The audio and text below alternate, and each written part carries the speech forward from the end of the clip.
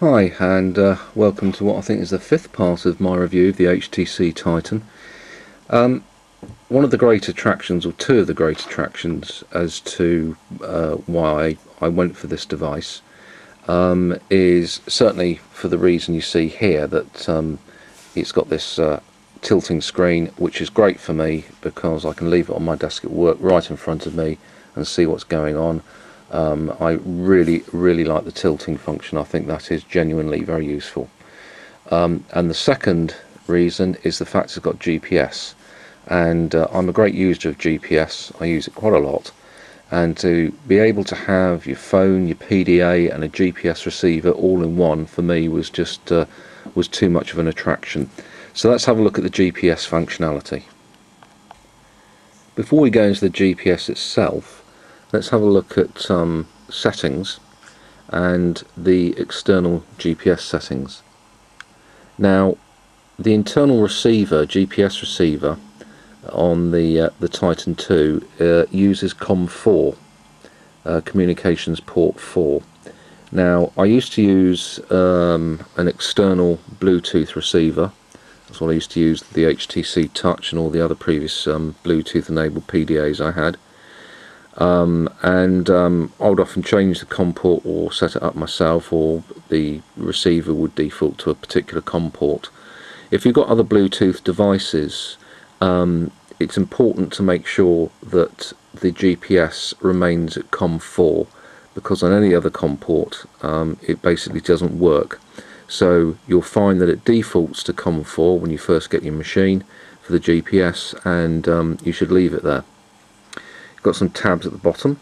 So the program tab, which is what we're currently on, says that the programs will use COM4. Go to hardware. Okay. Baud rate is set to 4800. GPS hardware port is none. Leave it like that. And the final tab, access.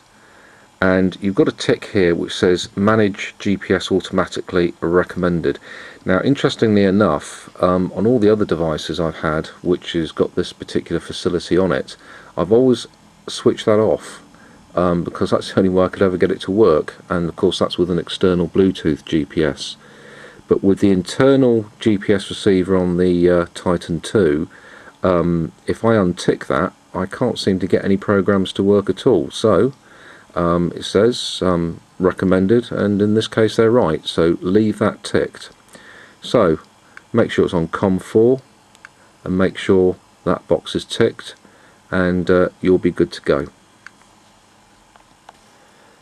Okay, we're back on the Today screen, and now I've always had my own copy of TomTom, and I know that with the CDs that you get with the Tytn 2, you've got a copy of TomTom, and you also have the facility to download one free city map. I didn't bother doing that at all, because, as I say, I've got my own copy of TomTom. But one of the things that concerned me is that, because I've had my copy of TomTom for a while now, and it's not, when I bought mine, it wasn't really built for internal GPSs. It was always going to be a Bluetooth or a dedicated TomTom receiver. I didn't know whether it would work on the Tytn 2, but it does. And let's just bring TomTom up, and let's just see how quickly that loads. There you go, bang, straight in. So let's have a look at, we're indoors. It says no GPS device at the moment. Now we're indoors and it's starting to acquire a signal. Will it get one? We'll have a look in a minute, but what I want to do is I want to show you the configuration for the GPS receiver, and you can see here what I've selected is other NMEA GPS receiver. Okay, and you've got a picture of one there, and you can see on the picture it's connected by a cable. Obviously not, because this is an internal GPS. So I've selected that one, and then I've got the GPS baud rate at 4800. It might be able to go higher than that, I don't know, but I've not played with it, but I've left it at 4800. And then the COM port, I've got a choice of COM4 or COM7. Well, unsurprisingly I choose COM4, and there we go. So it's saying no valid GPS signal at the moment, but it is receiving a signal, so I'm going to leave this for a second or two to see if we actually get a signal come up. Whilst we're waiting for a signal to acquire, let's have a quick look at the flashing lights at the top. I mentioned in an earlier video that you've got a green flashing light there that tells you that the phone is in operation. On the other side you can probably see the blue flashing light, and now you'll see an amber flashing light as well, and that means that the GPS is in operation. There's no way to switch the GPS on or off. It's simply a case of you use your GPS software, and as soon as the software accesses the GPS receiver, then the receiver goes into action. It's as simple as that. So all of your indicator lights are housed in the earpiece of the phone, and flash quite brightly there so you can see what's going on. Okay, I've left it running for about 10 minutes now. It's not acquired a signal, but that's fair enough. We're indoors, I'm fairly near a window, I've got heavy curtains over the window.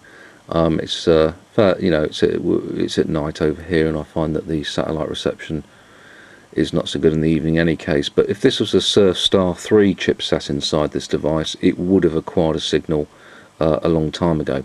Now the reality is, outside this locks on to satellites very quickly. Comparison to the Surfstar 3, it's a weak receiver, but having said that, when you're outside, that's when you need it, and it's absolutely fine. So it works very, very well as a GPS. I've used it quite a few times. What I have done, I do have a dedicated GPS for the car, one that suckers onto the window, TomTom Go, and you know, getting that out in comparison to this, if you're just going on a short journey but you don't know where you're going, then you just take this out, stick it in front of the instrument panel on the car, exactly like this, with the screen flipped up and just running off the battery, and it's brilliant, absolutely brilliant. Also, if you're using software for walking, such as geocaching and all these other clever things you can do with GPS, then this is a great device. It handles the screen rotation fine when you're using the GPS as well, as you can see here. No problems at all, very fast. Look at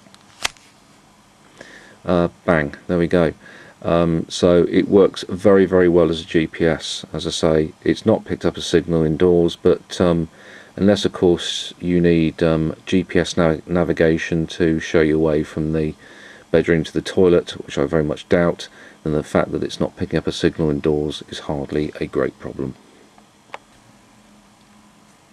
My biggest moan of all with this device is that it's got a QVGA screen. QVGA, for those of you who are not sure, stands for quarter VGA. VGA is 640 by 480 pixels, so it would be 640 by 480. This is 320 by 240.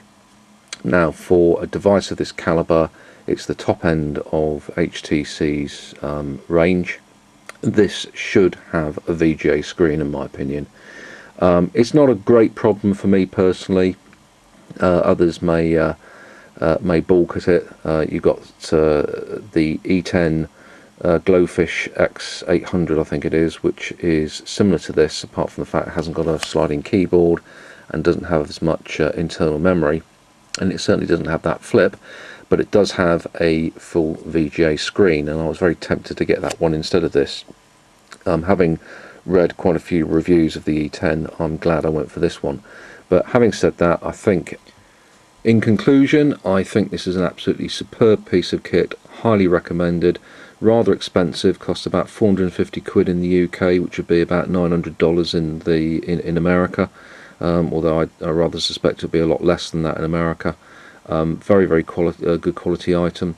I hope you enjoyed these videos. I hope you found them useful. I'll try and do some more on other aspects of Pocket PC. In the meantime, thanks very much for watching. Cheers for now.